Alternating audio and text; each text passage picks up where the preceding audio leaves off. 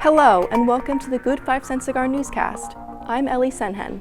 Thank you so much for joining us to the first newscast of 2025. This week, we will explore student opinions on President Donald Trump's new executive orders, spotlight a first-year women's track and field star, and get all things URI athletics with David Okula in this week's Rhody Sports Corner.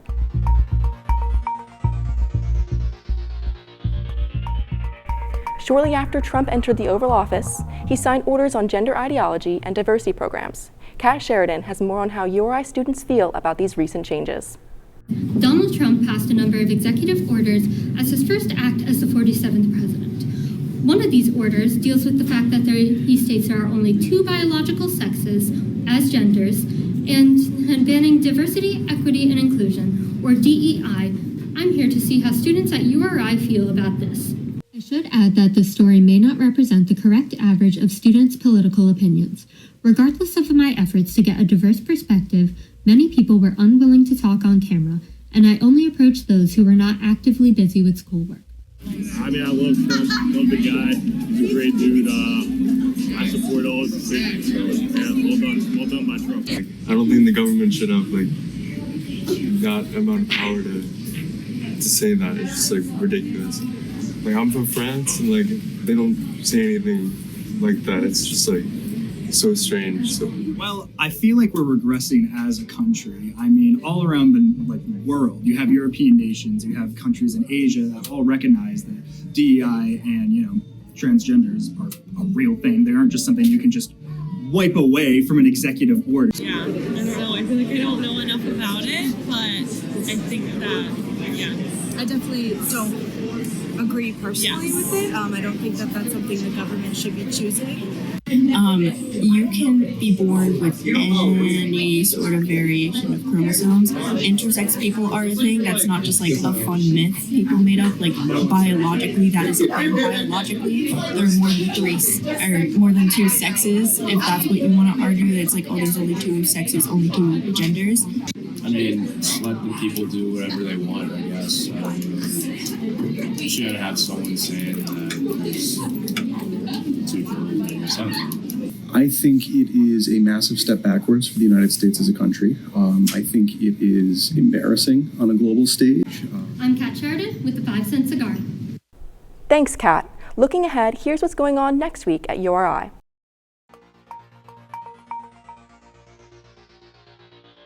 On Thursday, February 5th, the Muslim Student Association is hosting a bowling night. Interested students bring $4 for shoe rentals and meet to carpool at 6 p.m. at Morrill Hall. Go to uri.msa on Instagram for RSVP information. Chilly temperatures will carry through the weekend, so students sick of the cold can learn about studying abroad in Spain on Monday, February 10th. Visit Memorial Union 318 at 2:30 p.m. Study abroad will continue, so grab that passport. On Tuesday, February 11th, sit down for coffee and cookies at the Memorial Union.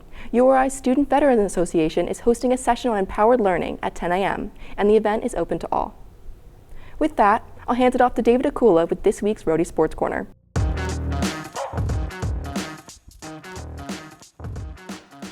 Thanks, Ellie.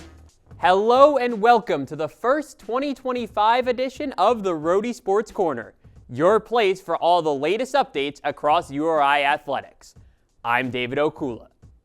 In preparation for its inaugural season at the Division I level, the women's lacrosse team hosted Holy Cross for a scrimmage on Saturday afternoon. Gerard Villemenay has the story from Meade Stadium.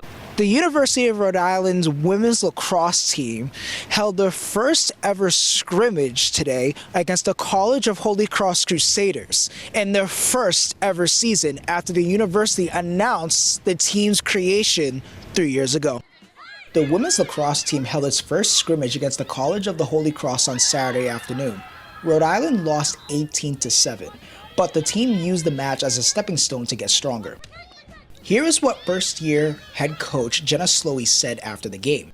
It was a great day to get out here. I think the purpose for this scrimmage today was we have a lot of young kids on the team, right? We're about 80% kids who have never played at the D1 level before. So to get them these reps and get them an opportunity to play at this level before we actually go into our first game. So, just excited to be here and excited to get done what we need to get done. Second-year midfielder Brindley Myers and first-year Heidi Alperecht scored 2 goals each during the match and are currently leading the team in scoring. I was so hyped for those 2 goals. It's been a long time coming. Although it's just a scrimmage, it still felt really good. And to celebrate with my teammates, and we're just really excited for this season. And how did you feel that your team did for the first scrimmage ever in program history? We really came into the game just wanting to focus on ourselves and to just get 1% better. And we knew this is our first time sort of playing this season at all, like for a real scrimmage. And we just kind of wanted to work together and work as a team and just see all of what the hard work we put in practice out on the field. Rhode Island will stay at Meade Stadium as they will host Merrimack College on February 16th at 1 p.m. Reporting for the Good 5 Cent Cigar from Meade Stadium, my name is Gerard Villemenay, and back to the studio. Now for a new segment of the Sports Corner, our Rhody Athlete of the Week. This week we're highlighting Macy Daigle, a first-year jumper on the women's track and field team, who just recently won Atlantic 10 Rookie of the Week. Here's Michael Petraske with more on her impressive feats. I'm here outside Mackle Fieldhouse where I got the chance to sit down with first-year Macy Daigle of the women's track and field team to talk about where her love of track came from, her journey to URI, and the mentality and work ethic that led her to winning Atlantic 10 Rookie of the Week 2 weeks ago. The whole team and coaches were just super welcoming, and they made me feel super comfortable here, and that's just why I chose it. Daigle said that she was more focused on soccer growing up and that she only joined track and field due to a suggestion from her soccer coach. I played soccer my whole life, and my soccer coach kind of pushed me into track just to stay in shape, and from there I just found a love for it.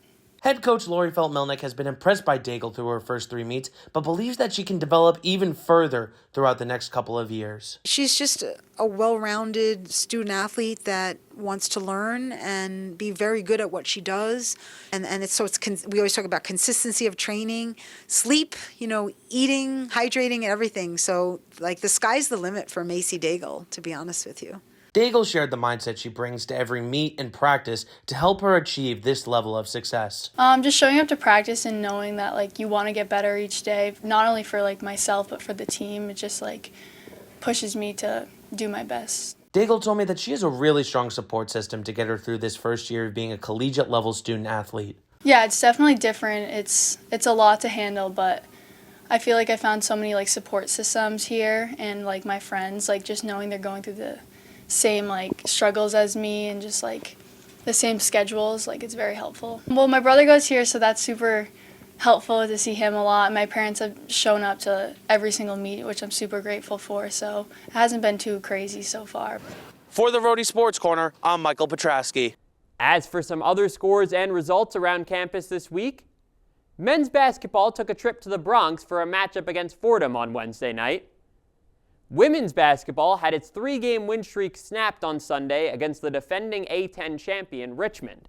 Then they returned to the Ryan Center to take on Duquesne Wednesday night.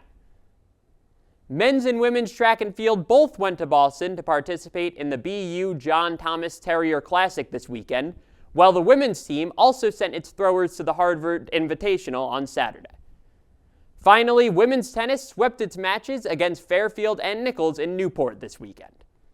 That will do it for this week's edition of the Rhody Sports Corner. If you want to stay updated on all things Rhody athletics, make sure to follow us on social media at @cigar_sports. Back to you, Ellie. Thanks, David. That's all we have for you this week. Thank you so much for joining us. Be sure to follow us here and on Instagram at Rhody Cigar and pick up our print paper anywhere on campus to stay up to date with your Rhody news. Until next week, I'm your host, Ellie Sennhenn. This is the Good 5 Cent Cigar Newscast. Have a great week, Rhody.